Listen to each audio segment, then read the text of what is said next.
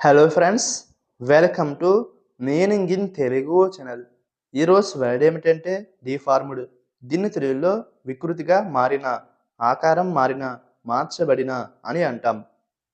ఈ వర్డ్ని ఒక వస్తువు లేదా శరీరం సహజ ఆకారాన్ని కోల్పోయి మారిన స్థితి అని అంటాం.